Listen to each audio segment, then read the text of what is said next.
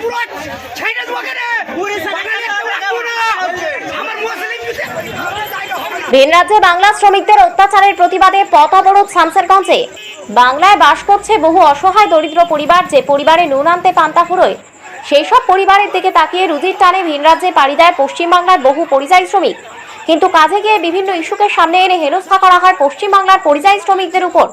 উল্লেখ্য, ছাত্র আন্দোলনের চাপে পড়ে বাংলাদেশের প্রধানমন্ত্রী শেখ হাসিনা পদত্যাগের পর উড়িষ্যা রাজ্যে যারা পশ্চিমবাংলার পরিযায়ী শ্রমিক কাজে গিয়েছিল তাদের উপরে হেনস্থা করা হচ্ছে এবং তাদের উপরে তকমা দেওয়া হচ্ছে বাংলাদেশি বলে। বেশ কিছু পরিযায়ী শ্রমিকদের রাস্তা আটকে তাদের পরিচয়পত্র দেখার নাম করে মারধরের অভিযোগ উঠলে উড়িষ্যা রাজ্যের বেশ কিছু নাগরিকদের বিরুদ্ধে। বেশ কিছু বাংলার পরিযায়ী শ্রমিককে মারধরের ভিডিও ইতিমধ্যেই ভাইরাল হয়েছে সোশ্যাল মিডিয়ায়। আর তা ঘিরে তোলপাড় এই রাজ্য। আর তার রেশ আছড়ে পড়ল মুর্শিদাবাদের শামসেরগঞ্জ এবং সাগরদিঘিতেও বাংলার বেশ কিছু জেলায়।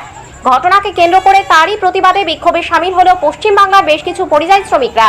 বুধবার মুর্শিদাবাদের শামসেরগঞ্জের 12 নম্বর জাতীয় সড়ক অবরোধ করে পথ অবরোধ করে বিক্ষোভে ফেটে পড়েন পরিযায়ী শ্রমিকরা।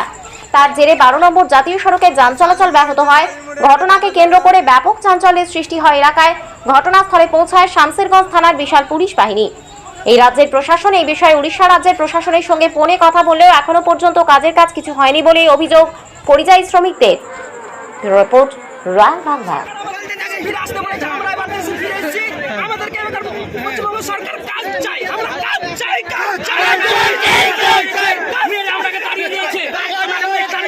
মুখ্যমন্ত্রী বলেছে আমার রাজ্যে ফিরেছি, আমরা ফিরেছি, এখন কাজ চাই। পুলিশে আধার কার্ড নিলে আধার কার্ডের জেরক্স দিলাম। এটা কোন জায়গায়? এটা বাংলায় না উড়িষ্যায়? সম্বলপুর ডিস্ট্রিক্ট জমিন কিনা। তারপরে বলছে পুলিশে তোদের ব্যবস্থা নিতে পারবো না। ব্যবস্থা নেওয়ার পর তারপর দুদিন পর বলছে তোরা উড়িষ্যায় পালা। আমরা উড়িষ্যা তাহলে আমার ওখানে মোটাই 12টা 13টা মাল আছে, 2টা বাইক আছে, আমি খাবো কি? ওই জন্য আমরা মমতা ব্যানার্জির কাজ যাচ্ছি। আমরা বাইরে যাবো নাই, আমরা কাজ দিয়ে ছেড়ে দেবো।